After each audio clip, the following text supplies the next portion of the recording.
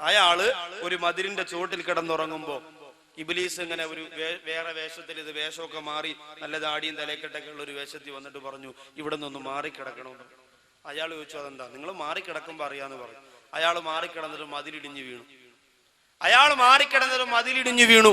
അപ്പൊ ഈ കിടന്നയാള് ചാടി എഴുന്നേറ്റിട്ട് പറഞ്ഞു, നിങ്ങൾ കൊച്ചല്ലായാണെന്ന് തോന്നുകയാണല്ലോ. സാധാരണ നമ്മളിങ്ങനെ ഇരട്ട പേരിട്ട് പറയും, കരുനാക്കൊക്കെ ഉള്ളവരെ നീ കൊച്ചല്ല ആടി എന്നൊക്കെ പറയും. അപ്പൊ നിങ്ങൾ കൊച്ചല്ല. അയാൾ പറഞ്ഞു, ഞാൻ കൊച്ചല്ല എന്നുമല്ല.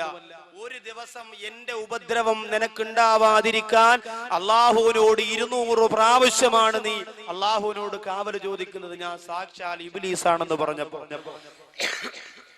ഇയാളിങ്ങനെ അത്ഭുതപ്പെട്ടു പോയി. ഇയാൾ ചോദിച്ചു, ഇബ്ലീസേ, അളയാ നീ സെറ്റപ്പായി, നന്നായല്ലോ, രക്ഷപ്പെട്ടല്ലോ, ഇപ്പൊ പഴയതുപോലെ കുഴപ്പമൊന്നുമില്ലല്ലോ നിനക്ക്, നീ ഇപ്പൊ നല്ല ഹിദായത്തിന്റെ വഴിയിലേക്ക് വന്നെന്ന് തോന്നുന്നു, എന്നെ സന്തോഷമായിട്ട് മാറ്റിക്കിടത്തി. ആ സമയത്ത് ഇബ്ലീസ് പറഞ്ഞു, എടാ പായ, ഞാൻ നന്നായത് കൊണ്ടൊന്നുമല്ല. ഒരാള് വെറുതെ ഈമാനുള്ള നിസ്കാരമുള്ള ഒരാള് മതിലിടിഞ്ഞ് വീണു മരണപ്പെട്ടാൽ അയാൾക്ക് ഷഹീദിന്റെ കൂലി കിട്ടുമെന്ന് നബി തങ്ങൾ പറഞ്ഞിട്ടുണ്ട്. അതുകൊണ്ട് നീ അങ്ങനെ ഓസിനി ഷഹീദ് ഉണ്ടാക്കണ്ട, മാറിക്കിടന്നോ. 200 പ്രാവശ്യം കാവല് ചോദിച്ച ആളാ ഓസിന് ഉണ്ടാക്കണ്ടെന്ന് പറഞ്ഞ് മാറ്റിക്കിടത്തി. അപ്പൊ നമ്മളോ, ഒരു ദിവസം നമുക്കൊരു 10 പ്രാവശ്യം അഊദു ബില്ലാഹി മിനശ് ശൈത്താനിർ റജീം എന്ന് പറയാൻ പറ്റും. പിശാചിന്റെ കാവലിന് വേണ്ടി അള്ളാഹുവിന്റെ ഖുർആൻ സമ്മാനിച്ച ഏറ്റവും വലിയ മന്ത്രം എന്തെന്നറിയോ? അല്ലാഹു ലാ ഇലാഹ ഇല്ലാ ഹുവൽ ഹയ്യുൽ ഖയ്യൂം ലാ തഅഖുദുഹു സിനത്തും വലാ നൗമുൻ ലഹു മാ ഫിസ് സമാവാതി വമാ ഫിൽ അർള്.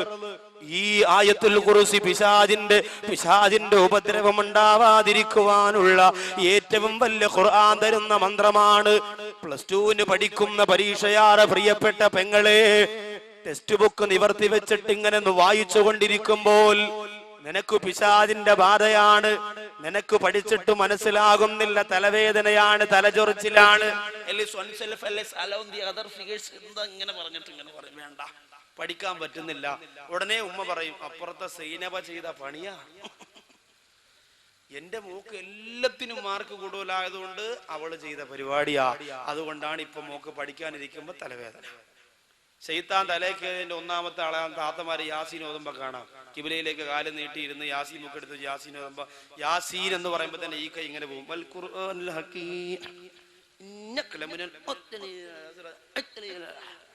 ഒരു മുബീൻ തീരുമ്പോ 10 പേര് ഷഹീദാവും. ഇതെന്ത് യാസീൻ ഓതല, ആരെ ബോധ്യപ്പെടുത്താനാ? അപ്പൊ ഇത് പിശാച് തലേ കയറിന്റെ അടയാളമാ. ഒന്നിനും ഒരു ബോധവുമില്ല. യാസീൻ ബുക്കാണ്, ഓലക്ക് തവണ കയ്യിരിക്കുന്നത്, ഒന്നും അറിയില്ല. പിന്നെന്താ? പിശാചു വരച്ച വരയിൽ മനുഷ്യ മക്കളാരെ എന്നെയും നിങ്ങളെയും നിയന്ത്രിച്ചു കൊണ്ടിരിക്കുമ്പോ രക്ഷപ്പെട്ടേ പറ്റൂ.